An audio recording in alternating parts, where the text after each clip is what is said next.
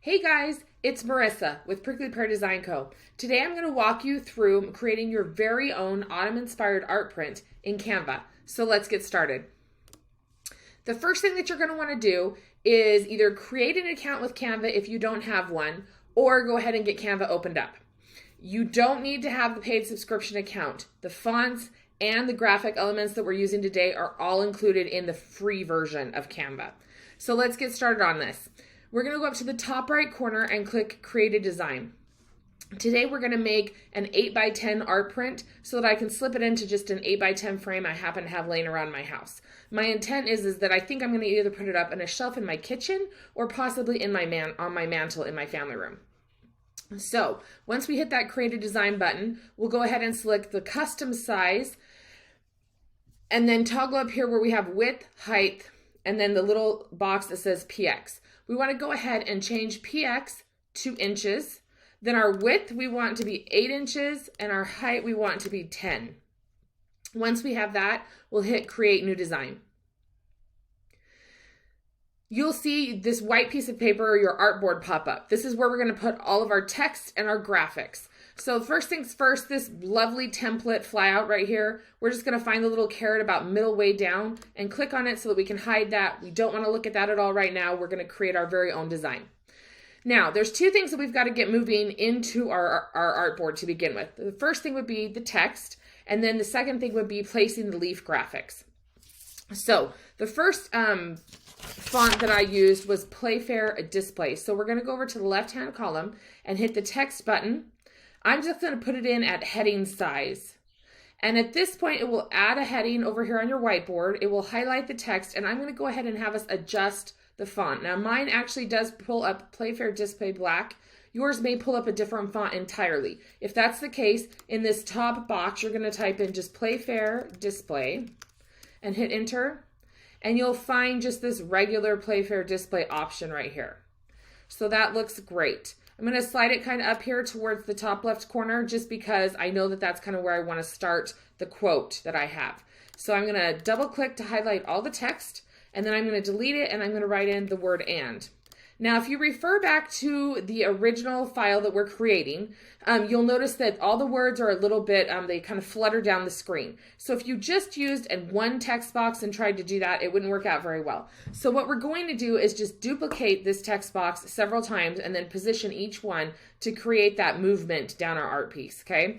So how we do that is we select the text that we've already created, and you'll see with the purple bounding box that we have a couple options pop up right here. The double page with the plus sign means that we're just going to duplicate that, and then we'll go ahead and grab the crosshairs and move it down. I'm going to move it just a little bit to the right and highlight the text, then type in all at. Then the same thing, I'm going to duplicate that text box. This time I'm going to drag it just a little bit to the left, and I'm going to type in once. Then just one more time, duplicate the box. Drag it down. This one I'm going to leave about the same. Highlight the text and type in summer. Duplicate that text box again. The word collapsed is going to go over just a little bit to the right. Collapsed. And one more time I'm going to duplicate the box. This one I'm going to move almost centered across with that and in two. I kind of like how that flows at this point. So what I'm going to do is I want to leave those all there. I don't want them to move at all. So I'm going to go up above all the text in the white space, click and hold, and then drag until all those boxes are selected and let it go. You'll notice that there's that dotted line around the outside. That just means everything is grouped together. To make sure that that stays locked in place, you're going to go up here to the top navigation in the right corner. There should be 3 dots.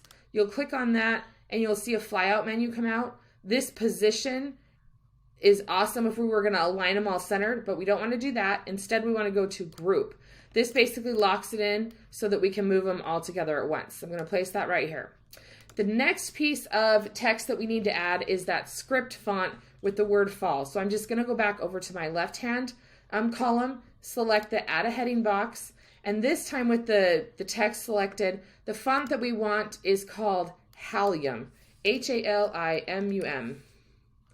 And it's a great kind of broader script font. Now we've got the add heading in the right font, and I'm just going to click all that text delete it, and type in the word fall. And I use just a lowercase. You're welcome to use an uppercase if you'd like. Now, with the word selected, we've got to make this big so it fits across most of the page. So we select the text. We're going to go ahead and hover over one of these circles in one of the corners until it turns purple, and then click and drag. Then we'll go up to the other side and click and drag that way. I think I want it just a little bit smaller.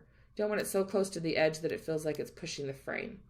And then at this point, I'm going to just drag it down just a little bit. Now, if you look at the original art print, you'll notice that it's a little bit curved. So I'm going to go ahead and show you how to create that curved text in Canva.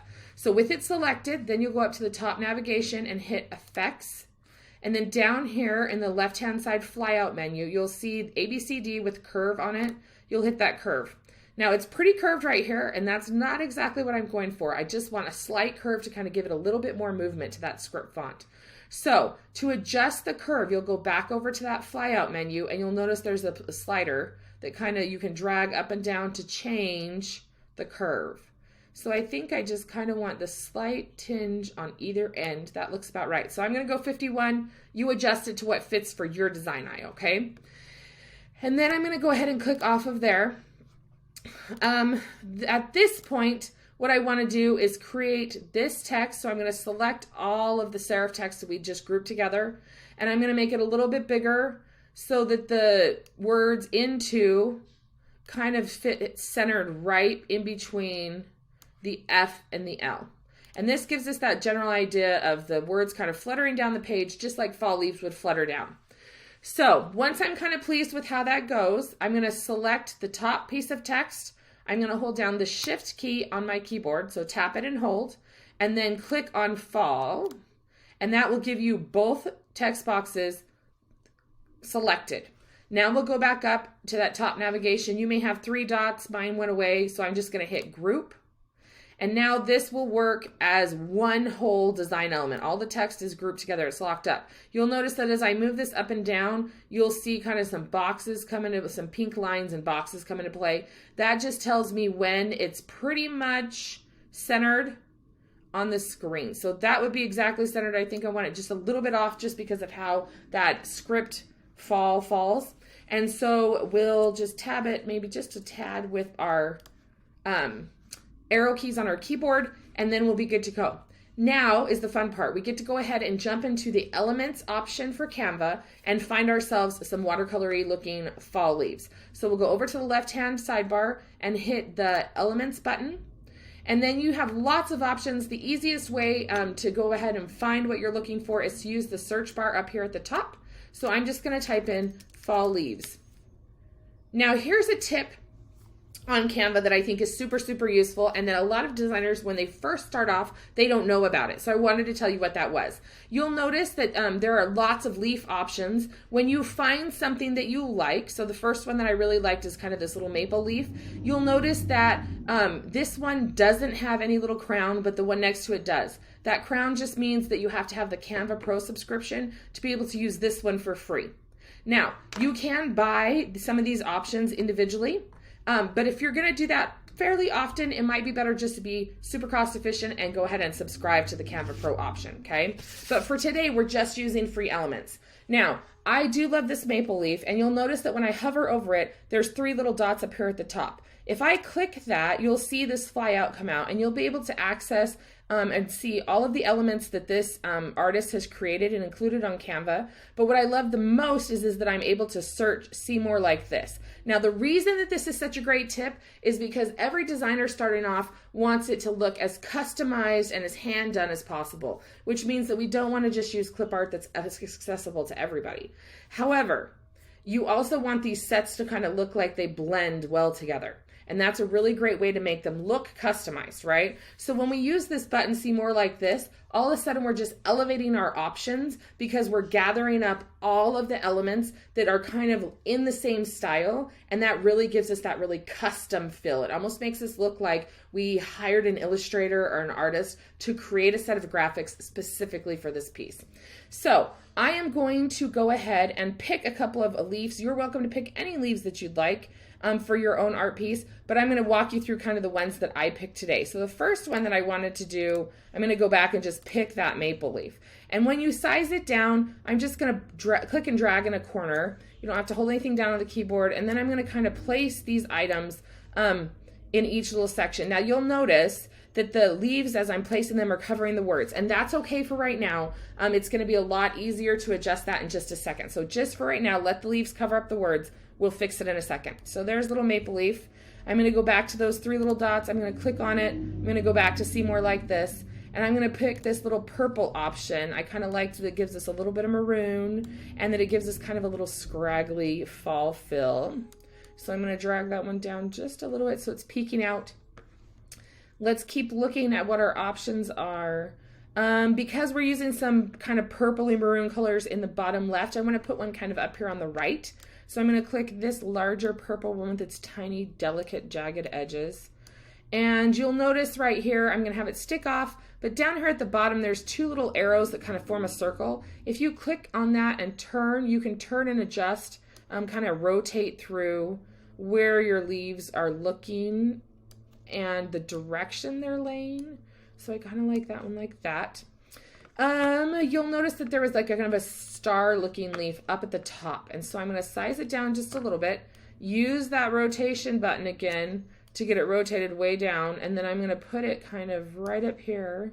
I want more of that leaf shape to show. So I think like that. Let's size this purple one down just a little bit. And then I need just a few right here down in the bottom. So I think what I'll pick, there was a fun, this little twirler one. I thought he was cute, kind of added a different fall shape, one that we don't see quite as often in design stuff and decor, but that is totally true to nature and life. And then finally, one more just regular old kind of curvy orangey brown one. We're going to tuck him down in right there. Okay, now here's where we're going to talk about how to get that text on top. So what you'll do is just hover your cursor over the text. You'll see that purple box pop up. Click it once so that you have it selected. Now you're going to go back up. You'll either see it in your main navigation or you may have to hit those 3 dots to extend out the rest of that. And we're going to go to position. Remember, I mentioned this button before, but here you're going to hit position. And at this point, what you want to do is move it to the front. And this way, our words will come up above the leaves and the leaves will go into the background. That way we can read the entire quote. You might want to adjust placement on the leaves just a tad. I think I'm fairly happy with almost all of them. And just adjust or play with it just a tad, see how you feel. And this one, I may want to turn just a little bit. Yep, I think that's good. So once you've got everything in place and you love how it looks, you'll go up to the top right-hand corner on the purple navigation bar and hit share. At this point, you want to go to the download button. It's the first gray button across the bottom. You'll hit download and it will give you lots of options. You'll see PNG is usually what's selected.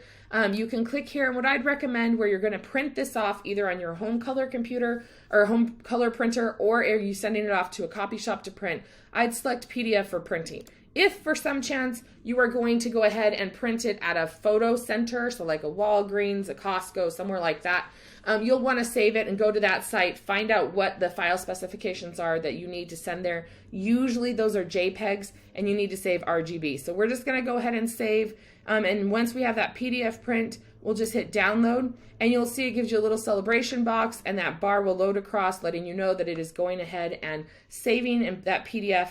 And all you'll need to do at that point is go ahead and go wherever your downloads open up in your computer, select it, and either send it to your home printer or upload it to your favorite copy shop and print it off, and then slide it into that frame.